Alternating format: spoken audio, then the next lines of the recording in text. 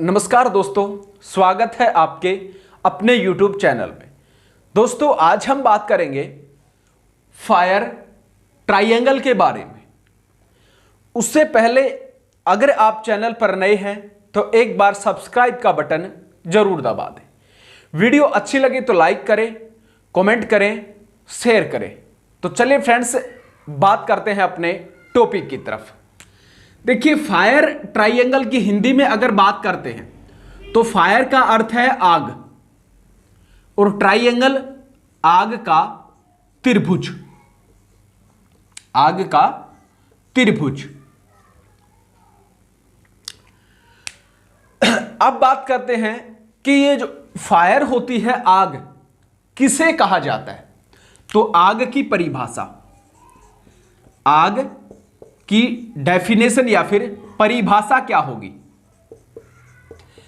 देखिए, आग किसे कहा जाता है तो आग एक रासायनिक अभिक्रिया होती है जो कि ईंधन, तापमान और ऑक्सीजन, इन तीनों तत्वों का जब केमिकल रिएक्शन करवाया जाता है तो इनके केमिकल रिएक्शन होने के पश्चात एक आग की छोटी सी चिंगारी उत्पन्न होती है। और वो जो आग की छोटी चिंगारी उत्पन्न होती है वो बड़ा रूप धारण कर लेती है। उसको ही किसके नाम से, फायर के नाम से या फिर आग के नाम से जाना जाता है। तो ये थी फायर की परिभाषा, आग की परिभाषा। आग को लगने के लिए तीन तत्व आवश्यक हैं, ईंधन, दूसरा तापमान और तीसरा ऑक्सीजन। ठीक है, अब बात करते हैं फायर ट्रायंगल के बारे में। फायर ट्रायंगल क्या होती है। देखिए, त्रिभुज, त्रि यानी कि तीन और भुज यानी भुजा, जिसकी तीन भुजाएं होती हैं तो उस आकृति को किसके नाम से, त्रिभुज के नाम से या ट्रायंगल के नाम से जाना जाता है। देखिए, कुछ इस प्रकार की आकृति आपने बहुत बार देखी होगी। तो इसी को किसके नाम से, ट्रायंगल के नाम से, त्रिभुज के नाम से जाना जाता है। पहली जो भुजा ये, दूसरी भुजा ये और तीसरी भुजा ये। तो टोटल कितनी भुजाएं हुई, तीन। और त्रिभुज की डेफिनेशन होती है कि जिसकी तीन भुजाएं हो उसे किसके नाम से, त्रिभुज के नाम से जाना जाता है। सेम उसी प्रकार से त्रिभुज को बनने के लिए तीन भुजाओं की आवश्यकता पड़ती है। अगर इस ट्रायंगल की एक भी भुजा हम हटा दें तो क्या इसको हम ट्रायंगल बोल सकते हैं? हम इसको ट्रायंगल त्रिभुज नहीं बोल सकते। या फिर इस भुजा को ना हटाएं और इस भुजा को हटा दें तो इसको ट्रायंगल बोल सकते हैं, तो इसको भी हम ट्रायंगल नहीं बोल सकते। या फिर इसकी बात, नीचे की बात करें, इस भुजा को भी अगर हटा दें, इन दोनों को छोड़ दें तो इसके माध्यम से भी हमारी त्रिभुज पूर्ण नहीं है। तो कहने का मतलब यह है कि त्रिभुज को बनने के लिए तीन भुजाओं का होना जरूरी है।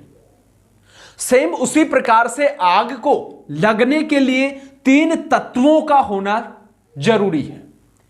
अब वो तीन तत्व कौन से हैं? पहला ईंधन, दूसरा तापमान और तीसरा जो होता है वो है ऑक्सीजन। तीसरा ऑक्सीजन। ईंधन का, तापमान और ऑक्सीजन, इनका जब पर्याप्त मात्रा में केमिकल रिएक्शन करवाया जाता है तो वो केमिकल जब रिएक्शन होता है तो उसमें एक छोटी सी आग की चिंगारी उत्पन्न होती है। उस चिंगारी को ही किसके नाम से, आग का जो रूप धारण कर लेती है बड़ा, तो उसी को किसके नाम से, फायर के नाम से या फिर हम बोल सकते हैं आग के नाम से जाना जाता है। अगर आग को लगने के लिए तीन तत्व आवश्यक है, ईंधन, तापमान और ऑक्सीजन। यदि ईंधन की सप्लाई को हम कट कर देते हैं तो आग तापमान और ऑक्सीजन के माध्यम से पॉसिबल नहीं है। जिस प्रकार से हमें थोड़ी देर पहले देखा कि एक भुजा को अगर हटा देते हैं तो वो ट्रायंगल त्रिभुज नहीं होता। तो उसी प्रकार से आग को अगर एक भी तत्व को, एक भी केमिकल को हटा दिया जाता है तो आग पॉसिबल नहीं है। तो तापमान और ऑक्सीजन के माध्यम से आग नहीं लग सकती। या फिर ईंधन को हम ना हटाएं, तापमान को हटा दें, तो क्या ईंधन और ऑक्सीजन के माध्यम से आग पॉसिबल है? तो फिर भी आग जो है वो पॉसिबल नहीं है।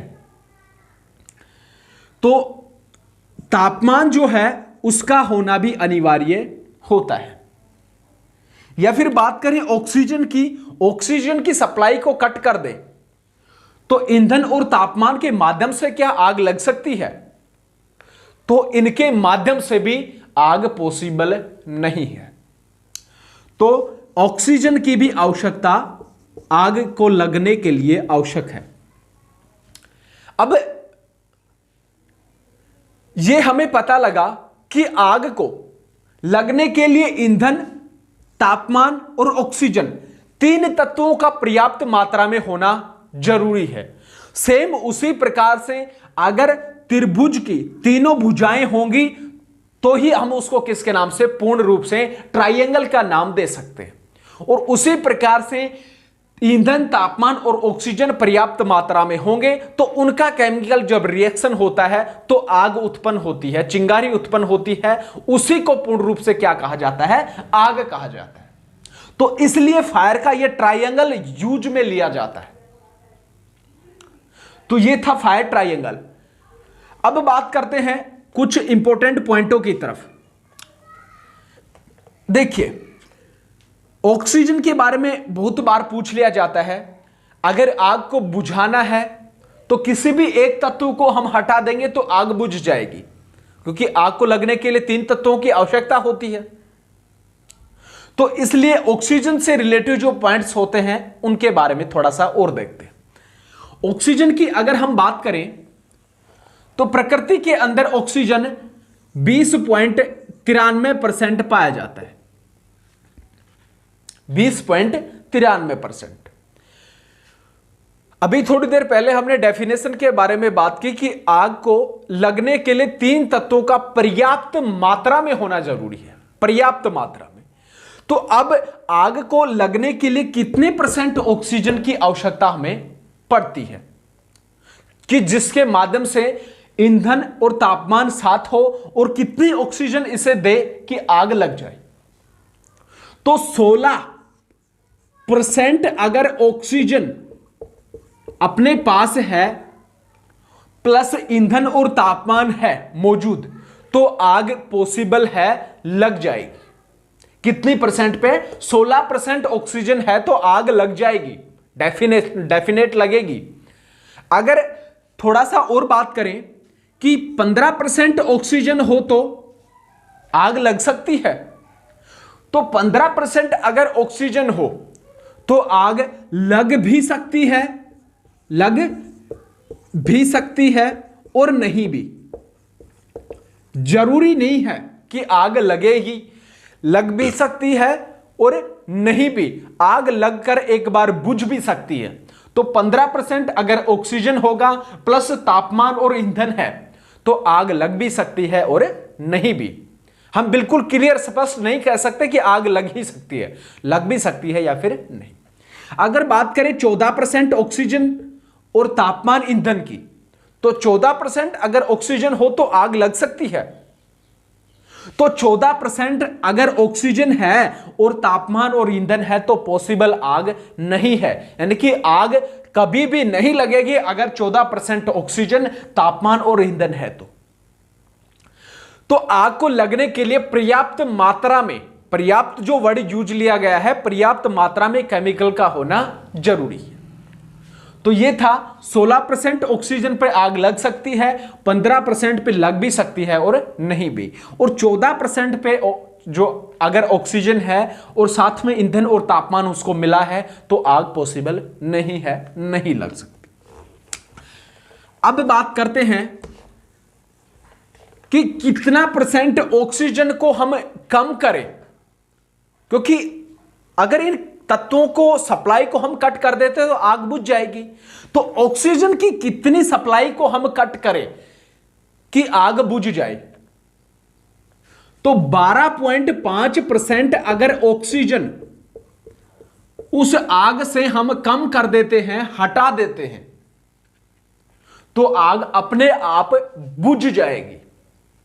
तो कितने परसेंट ऑक्सीजन कम करें आग बुझ जाए? तो 12.5% ऑक्सीजन अगर हम कम कर देते हैं आग से, तो आग अपने आप स्वतः ही बुझ जाती है।